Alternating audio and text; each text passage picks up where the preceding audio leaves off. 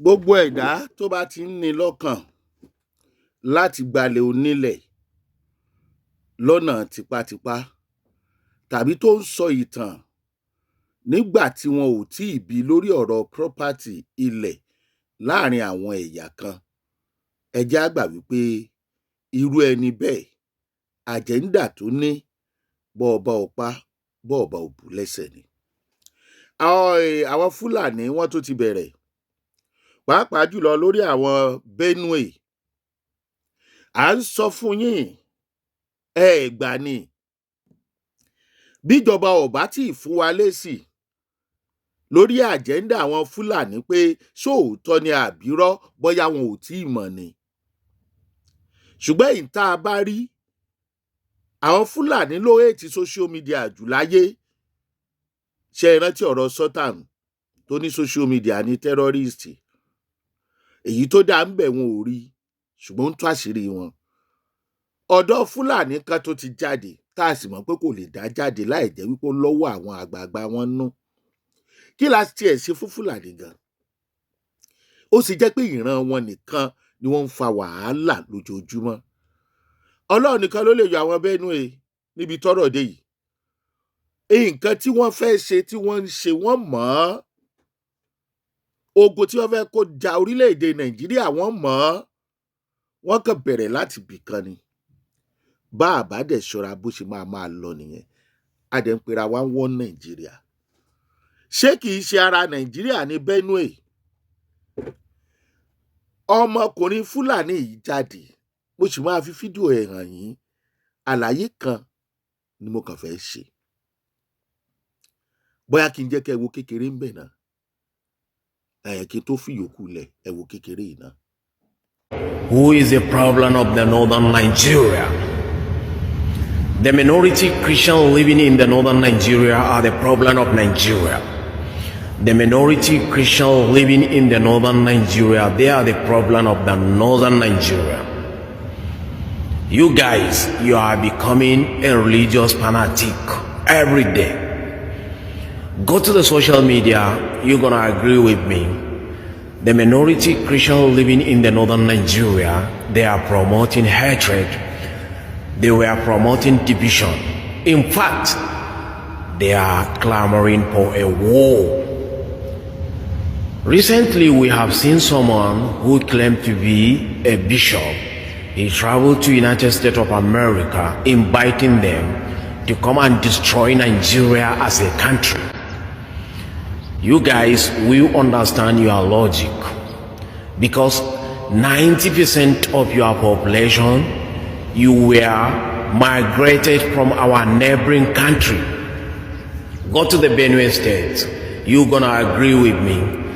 The Christians living in Benue State, they were migrants.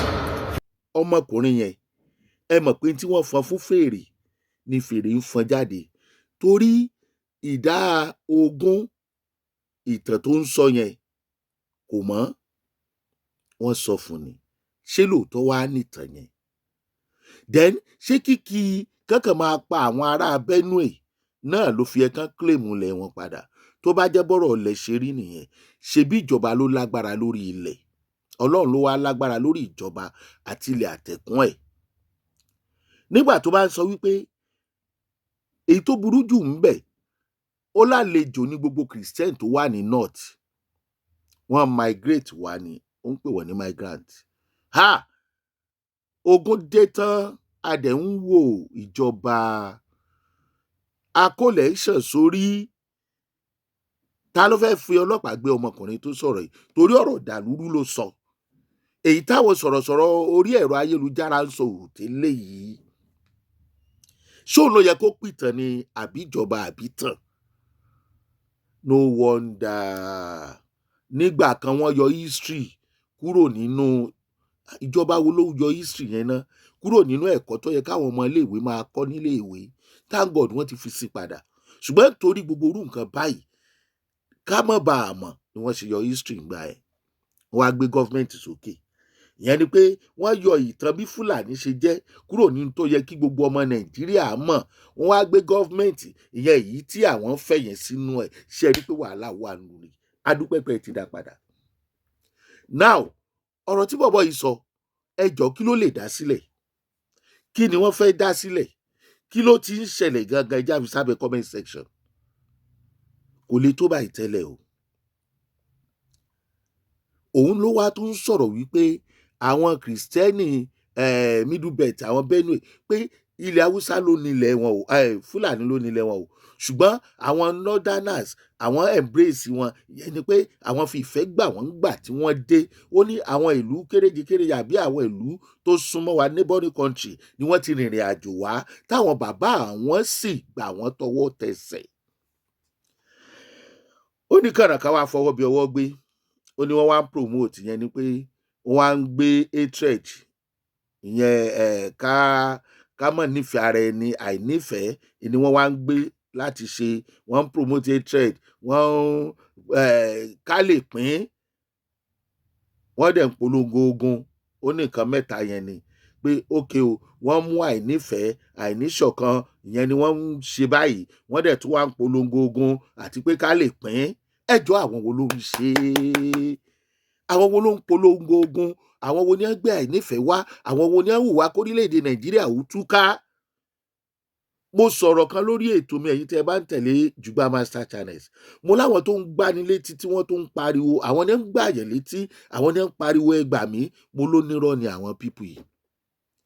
Ẹ tún wo ibi tí wọ́n tún gbọ́rọ̀ gbà láti cover ara wọn, ìyẹn iṣẹ́ ibi tí wọ́n ń ṣe, láti justify ara wọn, ìyẹn ìpànìyàn tí wọ́n ń ṣe. Wọ́n gbalẹ̀ àwọn ni o, àwọn tó wá ń polongo ogun ká pín. Kí ni orílẹ̀-èdè Nàìjíríà ń jẹ́ ọ̀kan ṣoṣo fún pẹ̀lú irú àwọn èèyàn yìí? A máa tó gbọ́ tẹ̀mí ọmọ Yorùbá ti rìn wá. Ilẹ̀ onílẹ̀, for God's sake. Ní máa fi fún fídíò ẹ̀ hàn yín. Ó wá ní social media ti di ibùdó ogun àti ẹ̀sìn tí wọ́n attack àwọn Fúlàní. Ṣé ìrántí tí sọ́tà ń sọ? Ọmọ náà ti sọ. Ni mo fi ní tá a bá fọ fún fèrè ni fèrè fọ́ jáde. Ká dúpẹ́ lọ́wọ́ social media tó ń tú àṣírí tó ń lọ. Bí bẹ́ẹ̀ kọ́, àwọn pípù yìí, ṣe bẹ́yìn ò ní gbọ́, èmi ò ní gbọ́, àwọn tán pa ní ọmọ àmọ̀ pẹ́ pa wọn. Ìwé ìròyìn wo sì ní gbé? Ìròyìn iléeṣẹ́ ìjọba ò ní gbé títí tí wọ́n fi wọlé tán sí wa lára. Ó láwọn èèyàn yìí wọ́n migrate wá, wọ́n rìnrìn àjò wá láti Cameroon àti bẹ́ẹ̀ bẹ́ẹ̀ lọ ní. Ó láwọn ará Benue, ó ní tí wọ́n ń ṣe ò dáa, àwọn làwọn nílẹ̀. Wọ́n dẹ̀ ń gbogbo ìwà wọn bíi division ní, hatred. Ibo la ti rí àwọn ajẹ̀bí mámọ̀ yìí? Kíní kan ni mo mọ̀, ó léwu fún òṣèlú, ó dẹ̀ léwu fún ẹ̀sìn lọ́rọ̀ tọmọkùnrin yìí ń sọ yìí. Ta ni yóò fọlọ́pàá gbé pé n tó sọ ò dáa? Bí ẹ̀yà míì bá jáde tó bá sọ̀rọ̀ ẹ̀, kí ni yóò ṣẹlẹ̀ sí? Ẹ fi sábẹ́ comment section. Tó bá jẹ́ sọ̀rọ̀sọ̀rọ̀ orí ẹ̀rọ ayélujára lọ parú ìtàn bẹ́ẹ̀, kí ni yóò ṣẹlẹ̀ sí? Ẹ fi sábẹ́ comment section. Ọmọkùnrin kí ló yẹ kó ṣẹlẹ̀ sí? Ẹ fi sábẹ́ comment section. Ẹ jáwo fún fídíò ẹ̀. Nàìjíríà, kí ló yẹ kó tọ́ sí Nàìjíríà lásìkò tá a wà yìí? Mo mọ̀ wá ṣètò kan lórí ṣé Nàìjíríà sì lè dára. Ṣé a dá Nàìjíríà ní dáradára? Níbo la ìdára ti wá? Ẹ jáwo fún fídíò ilé. Títí ìgbà mi tẹ́ máa wò wí, Ṣíwágbọ́lá lórúkọ mi. Fún fídíò ilé, ẹ comment, kẹ́ẹ̀dẹ̀ bá wa share ẹ ṣé. Who is the problem of the northern Nigeria? The minority Christians living in the northern Nigeria are the problem of Nigeria. The minority Christians living in the northern Nigeria, they are the problem of the northern Nigeria. You guys, you are becoming a religious fanatic every day. Go to the social media, you're gonna agree with me. The minority Christians living in the northern Nigeria, they are promoting hatred. They were promoting division. In fact, they are clamoring for a war. Recently, we have seen someone who claimed to be a bishop.